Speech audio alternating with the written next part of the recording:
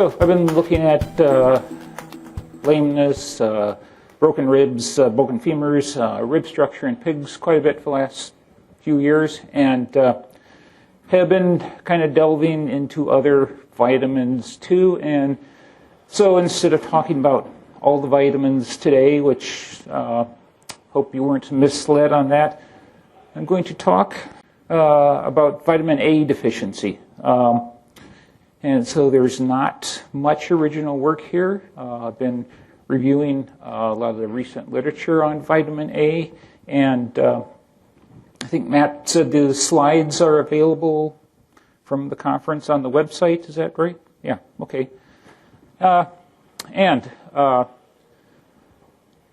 So I got starting to looking at vitamin A, mostly issues, inappropriate responses to or lack of response to infectious disease issues, reproductive issues, just trying to find out what was going on in some of these cases. So looking at and reading more on vitamin A deficiency, there's kind of the classic ones where they talk about eye changes, night blindness, corneas get fuzzy, and then they'll list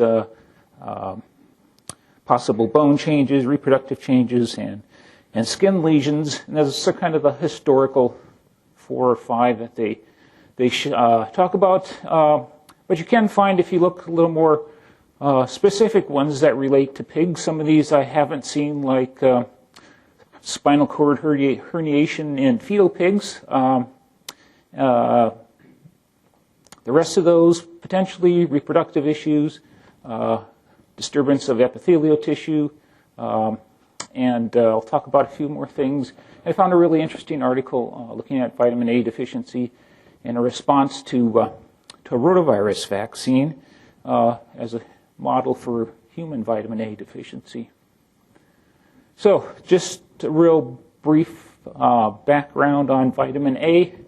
Vitamin A is used for any compound posing the biological activity of retinol, and so you may see different things referred to when you read about vitamin A. And so essentially retinol esters, retinoic acid, kind of clumped together, commonly what people talk about vitamin A. Vitamin A is obtained in the diet, preformed vitamin A. Animals, people can also get vitamin A through carotenoids, which come in the diet, and preformed vitamin A really commonly associated with foods that have more of a fatty content. So eggs, liver, milk, and butter. Just as an aside, kind of interesting, maybe just across the state to east of us, back in 1917, 1923, scientists named McCullum identified vitamin A and then later vitamin D. So some of these things happen kind of close to home. And so when you take in preformed vitamin A, just kind of keep it basic here, when you take in preformed vitamin A or the carotenoids into the gut, the vitamin A is broken down, absorbed by the intestinal cells. The carotenoids are absorbed by the intestinal cells. Part of them are converted to the retinols, which are precursors for the active form of vitamin A. And then some of the carotenoids are also absorbed directly without conversion. Those carotenoids that are absorbed and the retinol esters cluster together in little fat globules called microns, chylomicrons. They get into the lymph and into the bloodstream, and from there go to multiple tissues. The liver is the primary tissue in which they're stored. Most organs will have some degree of vitamin A storage within them. But again, the liver is the primary storage depot. It holds about 70% of the body stores of vitamin A. And forgive me if I keep slipping D in there. It's a habit. So liver, again, vitamin stores, 70% primary source. Bone is kind of second on the list as keeping its store or background of vitamin, backlog of vitamin A, as well as lung.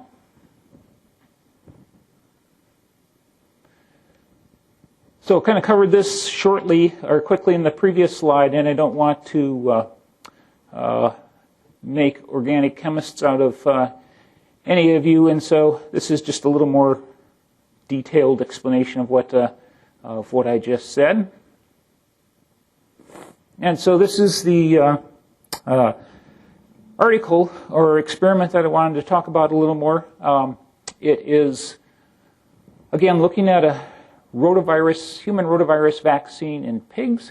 Pigs are commonly, historically, are an excellent model for rotavirus enteritis pathology, measuring rotavirus response in humans. They're susceptible to human rotaviruses, and so they've been used historically for a long time for looking at rotavirus. And so in the developing countries, there's a problem with childhood nutrition and associated enteric diseases, respiratory diseases, and so vitamin A is a common supplement given to them, and also rotavirus vaccines are also commonly used to again, try to prevent rotavirus or minimize rotavirus diarrhea.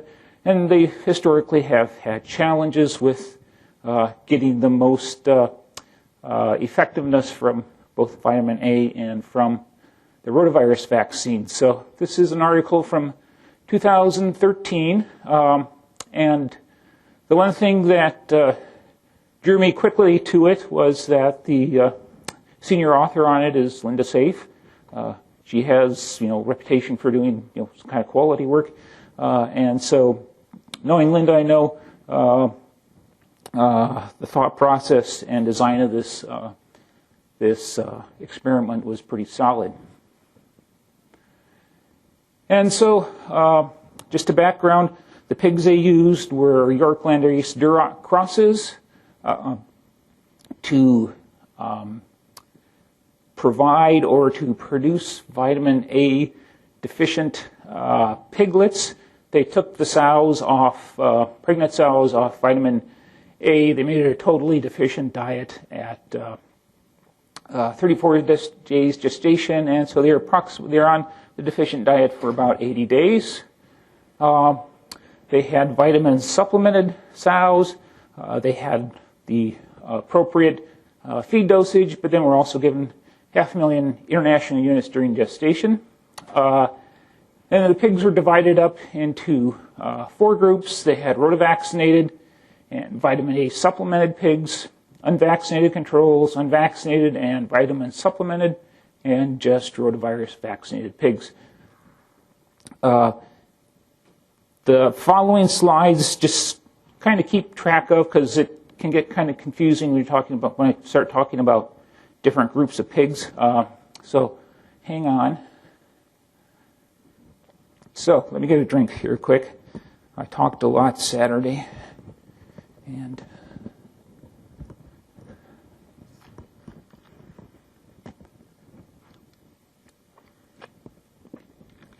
so they ended up having what we refer to as vitamin A supplemented sows, producing piglets that had adequate vitamin A. They had sow, and then some of those same pigs were supplemented with vitamin A. They had vitamin A deficient sows that produced vitamin A deficient piglets, and they also had then vitamin A deficient sows producing vitamin A deficient pigs that were given supplemental vitamin A at the same time the vaccines were given. So in people, they were with this vaccine, they more commonly will vaccinate them 3 times. I think like 6, in this case, I think it was 6, 18, and 28 days after 6 days old, 18 days old, and 28 days old. And some things are kind of intuitive. Some things were kind of not so intuitive. Neither the vitamin A deficient sows or piglets had any typical overt signs of vitamin A deficiency. The vitamin A deficient piglets gained weight and grew the same as the vitamin A supplemented piglets, and well as the vitamin A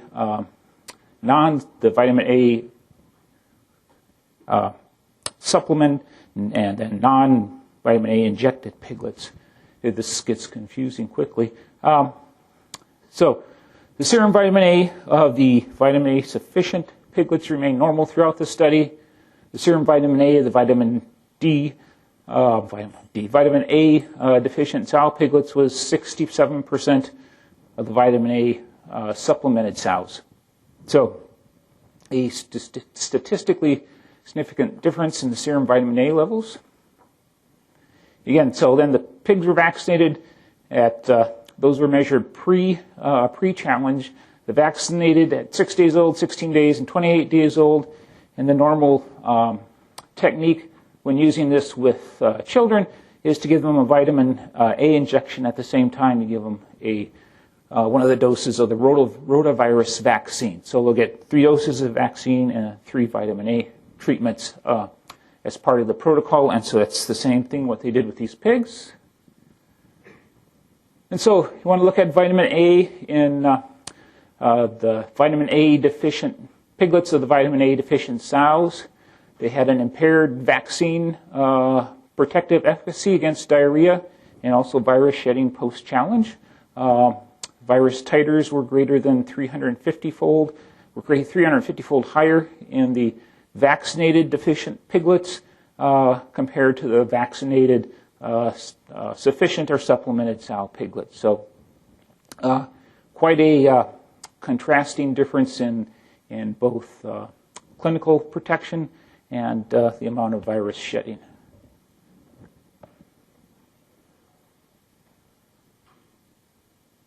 The vaccinated and then the vaccinated vitamin A supplemented piglets from the supplemented sows had 11 and 3-fold higher titers of IgA against the human rotavirus challenge virus compared to the deficient piglets, vaccinated deficient piglets.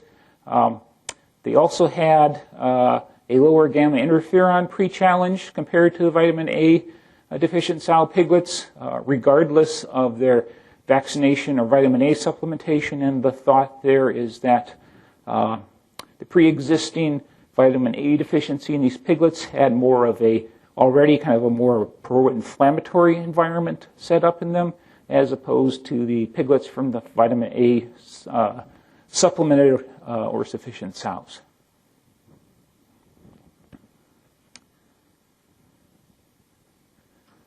So again, kind of moving along here, the normal hepatic vitamin A levels play again a role in generating a protective rotavirus vaccine. The vitamin A deficient piglets had impaired induction of protective immunity. The vitamin A supplemented piglets were able to store more vitamin D that was given to them than compared to the vitamin A deficient piglets. And so when the piglets saw that dose of vitamin A, if they're deficient, their tissue stores were wanting more, so we took it up in their tissues, lung, bone, etc., as opposed to the vitamin A sufficient piglets who had more distribution of vitamin A in their tissues, and so could take some of that supplement and store it in their liver. And so when you talk about vitamin A requirements and how to measure vitamin A requirements, what to look at, it's really, looking at it at one point in time, really difficult to do if you don't know the status of the piglet or the group of pigs that you're looking at. So it's can be a little bit deceptive looking at the results that you get back. And I'll talk a little bit more about that as we go. Found another article on vitamin A deficiency and the lung. And pregnant sows give their vitamin A to their fetuses. It's a really important transfer of vitamin A, important for those piglets. And depriving those embryos of that vitamin A will have significant effects both in gestation and then after the piglets are born.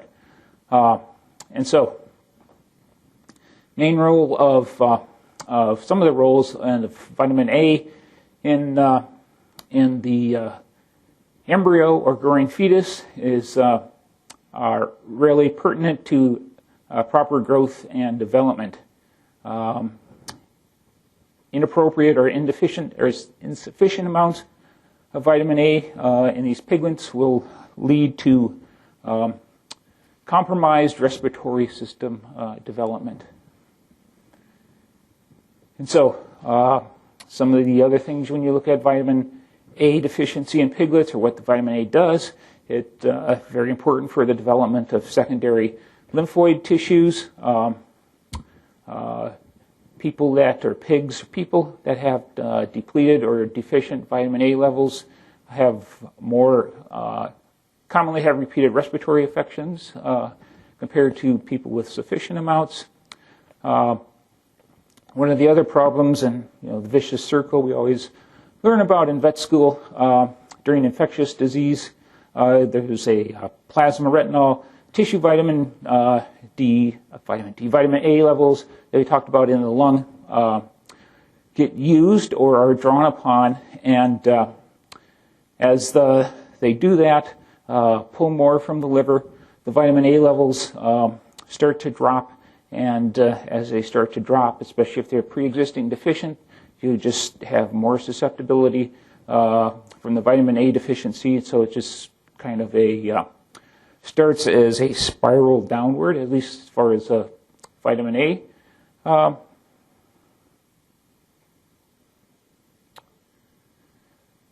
Low neonatal stores and low supply during lactation will lead to abnormal lung function. One of these revolves around the extracellular matrix. The extracellular matrix is all the supportive tissue around the cells.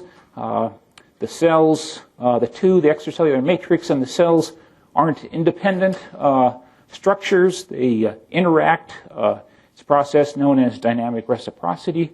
So one is dependent on the other for normal function, for normal development, normal expression of cell receptors. And if you have deficiency in the extracellular matrix, you're going to have inappropriate structure and function of the cells that it supports.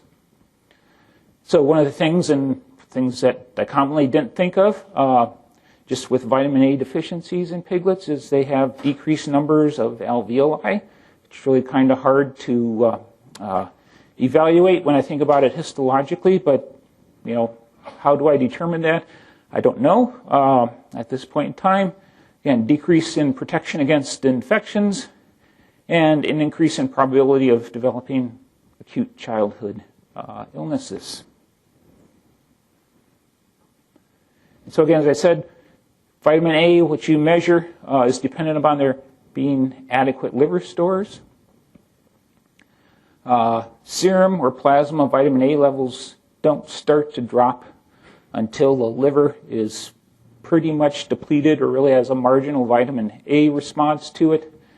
So it's the serum vitamin A, serum or plasma vitamin A isn't a perfect measure, but if you get low levels, critically low levels, deficient levels, and you can do that, repeatedly, bleed them once, maybe bleed them, a week later, bleed them after say a respiratory insult.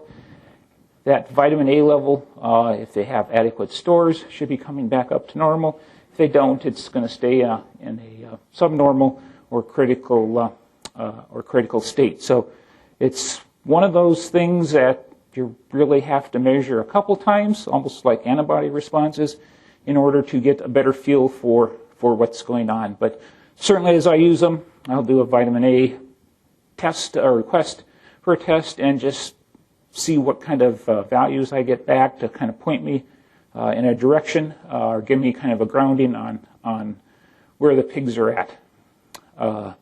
Decreased protein metabolism, pulmonary stress, and so two things in pigs related to vitamin E deficiency: pneumonia and diarrhea. That's kind of the bread and butter of what we do as diagnosticians. About 90% of our cases are pneumonia, diarrhea, or pneumonia and diarrhea.